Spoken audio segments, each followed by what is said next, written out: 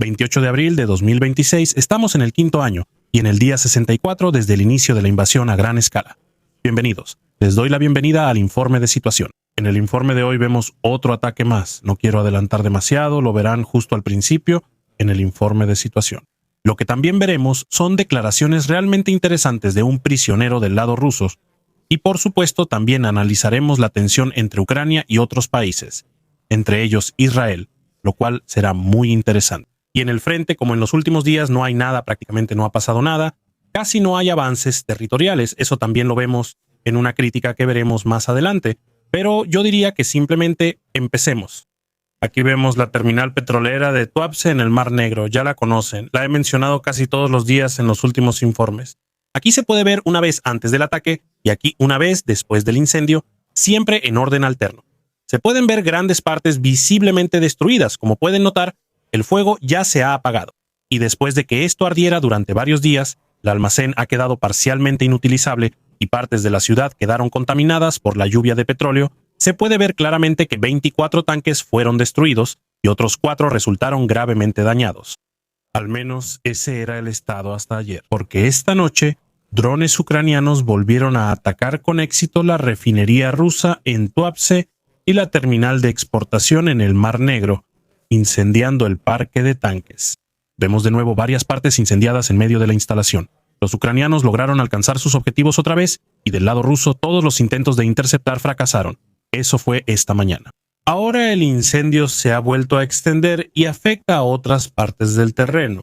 Todo está fuera de control otra vez y los bomberos no son capaces, como antes, de apagar los incendios ni de evitar que se sigan propagando. No sé qué decir al respecto. ¿Quién hubiera pensado hace algunos años que podríamos llegar a vivir algo así? El que en ese entonces era el segundo ejército más fuerte del mundo, al menos en teoría, no ha logrado imponer ninguno de sus objetivos de guerra hasta el día de hoy. Y actualmente tampoco lo está logrando. Proteger objetivos de alto valor como este de los drones ucranianos, o siquiera preocuparse por el equipo y las consecuencias. Y esas consecuencias no solo afectan a la instalación en sí, sino también a los vecinos, ya que aquí el petróleo derramado fluye ardiendo por las calles. Yo mismo soy bombero, por eso también puedo decirle que eso es problemático, porque cuando se quema petróleo crudo, lo que se quema principalmente es el gas, o sea, los vapores gaseosos que se liberan del petróleo y no el crudo en sí. Así que llega mucho más lejos que si no se quemara completamente en el lugar. Si ahora algún habitante tiene la idea de apagarlo con agua, entonces va a agrandar el incendio. Como el aceite, como se sabe, flota sobre el agua se mete debajo de la capa de petróleo, luego se evapora de golpe, haciendo que el petróleo en llamas explote y se disperse por todos lados. La situación del abastecimiento también se agrava de repente, porque después de problemas con el suministro eléctrico en una estación de bombeo, el suministro de agua en partes de la ciudad se ha interrumpido. La instalación aparentemente está conectada con la refinería, donde antes todavía había un incendio. El gobernador de la región, Krasnodar, habló de una situación tensa, pero al mismo tiempo enfatizó que la situación está bajo control. Por supuesto, poco después de que esta noche afirmaron que solo escombros habían alcanzado la refinería. Y hace esa declaración mientras detrás de él la terminal petrolera sigue ardiendo. Los residentes en las inmediaciones están siendo evacuados por precaución. Los equipos de emergencia siguen trabajando para manejar tanto las consecuencias del incendio como el impacto en la infraestructura. Esta combinación de fuego, corte de energía y suministro de agua interrumpido deja claro lo rápido que estos eventos pueden afectar la vida cotidiana de las personas. Así que vemos que este fue el tercer ataque aéreo contra Tuapse en el transcurso de un mes. 3. Mire esto. Un soldado ruso es detectado por un dron ucraniano. Una vez más, surgen las siguientes preguntas. ¿Por qué está caminando por un campo abierto? ¿Por qué está solo? ¿Qué está haciendo aquí? Lamentablemente no hay información al respecto. Aunque ya lo hemos visto en muchos videos, aunque ve el dron, se encoge de hombros y acepta su destino sin resistirse. ¿Qué estará pasando por su cabeza? Digo, cualquier cosa es mejor que no hacer nada y seguir caminando. Excepto, claro, que ya se haya perdido toda esperanza, lo cual refleja muy bien la vida diaria en el frente, si uno vuelve a ver todas las quejas del lado ruso. Sergei Machenko, por ejemplo, era un hombre normal cuando decidió ir a la guerra. Para él, sonaba como una oportunidad. Ganar algo de dinero y tal vez avanzar más rápido en la vida. Los riesgos parecían lejanos, casi abstractos o apenas existentes. Pero lo que le esperaba allí no tenía nada que ver con esas ideas, porque al final, de su unidad, solo él regresó. Hoy lidia con las consecuencias, físicamente afectado, con una lesión en la cabeza y una herida en la mano por la que no ha recibido ninguna compensación. El tratamiento que realmente necesita no puede pagarlo. En lugar de eso, tampoco hubo un nuevo comienzo, y él lucha con las secuelas de lo que vivió. Y sobre todo, habla de cuánto lo ha cambiado todo esto. Que la guerra no tiene nada de heroico, que es cruel, caótica e impredecible. Dice que no le desearía esta experiencia a nadie, sin importar cuánto desprecia a esa persona. Ahí es donde radica cierta ironía, porque él se fue esperando algo de eso, pero regresó con una perspectiva completamente diferente sobre todo el asunto. Y hay que ser sinceros, al menos él regresó y puede advertir en Rusia sobre las consecuencias de la guerra. Su historia muestra claramente cuán grande puede ser la brecha entre lo que se le promete a un ciudadano ruso y lo que realmente puede esperar al final.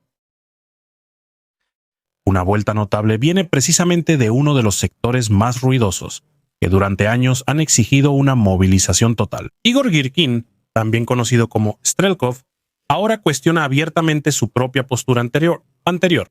Por su postura y sus críticas públicas, por cierto, terminó en la cárcel. En su respuesta a sus seguidores deja muy claro, incluso si Rusia iniciara hoy una gran movilización, eso ya casi no tendría el efecto deseado. Su justificación es bastante clara. La guerra ha cambiado fundamentalmente. En lugar de combates clásicos con grandes formaciones de tropas, ahora los drones dominan el campo de batalla. Según su evaluación, estos podrían eliminar de manera efectiva incluso grandes contingentes de infantería, sin importar cuán amplio sea el frente. Desde su punto de vista, se perdió el momento decisivo. En los últimos años, una movilización quizá aún habría podido marcar una gran diferencia. Ahora ya es demasiado tarde para eso. Más soldados por sí solos ya no cambiarían la situación, incluso contra fuerzas ucranianas numéricamente inferiores. En cambio, él exige otra cosa, una movilización total de toda la economía.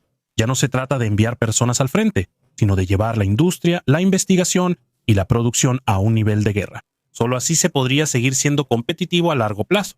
Al mismo tiempo, él hace una crítica inusualmente dura a la versión oficial de Moscú. Las declaraciones que afirman que el fin del conflicto está cerca, él las califica como absolutamente engañosas. Incluso si algunas ciudades fueran tomadas, en su opinión, eso no cambiaría en nada el curso fundamental de la guerra. Para él está claro, la guerra no se decide por una pequeña ganancia territorial, sin importar cuánto tiempo tome, sino por los recursos a largo plazo y las capacidades tecnológicas. Y ahí es donde actualmente hay un gran problema, porque Rusia no está preparada para eso. Su conclusión es correspondientemente desalentadora.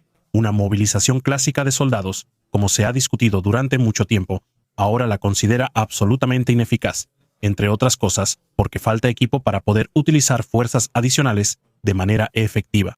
Con esto, él pinta un panorama que difiere claramente de las expectativas anteriores. En lugar de avances rápidos, ahora describe una guerra de desgaste, en la que la tecnología y la capacidad de producción juegan un papel cada vez más importante, pero Rusia no puede aportar esas capacidades. Las tensiones entre Ucrania e Israel han alcanzado un nuevo nivel. El Ministerio de Asuntos Exteriores de Ucrania ha convocado al embajador israelí en Kiev y ha presentado oficialmente una protesta.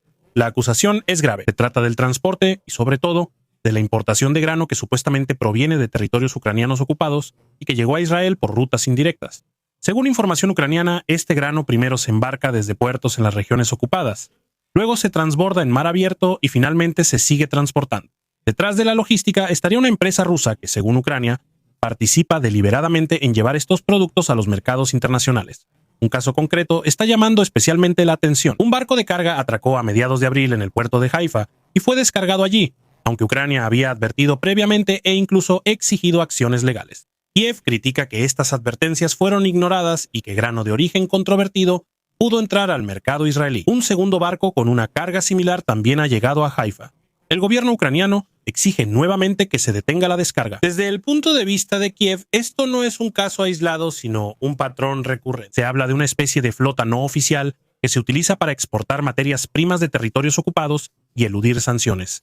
Pero, ¿qué tiene que ver esto con Israel? Bueno, Ucrania ve el papel de Israel en esto de manera especialmente crítica. La acusación es que, debido a este comportamiento, las importaciones apoyan indirectamente actividades económicas relacionadas con la ocupación de territorios ucranianos. Eso también genera descontento político, sobre todo porque Ucrania en el pasado ha adoptado varias posturas que son de gran importancia para Israel, por ejemplo en el ámbito de la política de seguridad o en el trato con ciertas organizaciones en Medio Oriente. Para Kiev, el comportamiento actual no coincide con la declaración oficial de Israel de apoyar la integridad territorial de Ucrania. En cambio, se percibe que la confianza mutua está en peligro. Por lo tanto, el gobierno ucraniano exige medidas: la prevención inmediata de más descargas, una evaluación legal de los incidentes y acciones para poder excluir este tipo de importaciones en el futuro. Al mismo tiempo, también dejan claro que están dispuestos a ir más allá en el ámbito diplomático e internacional para actuar contra el comercio de estos recursos. De esta manera, el conflicto se está desarrollando cada vez más en un terreno sensible de la política exterior, lo que va más allá de cuestiones económicas y podría tensar fuertemente la relación entre ambos países. Y con eso agradezco a todos los suscriptores, miembros del canal y al equipo de Alga. Un agradecimiento especial para el teniente coronel Reinicke Sedatitiv y Ferdinand Mayerhofer. No olviden suscribirse, dejar su like, comentar y nos vemos en el próximo informe de situación.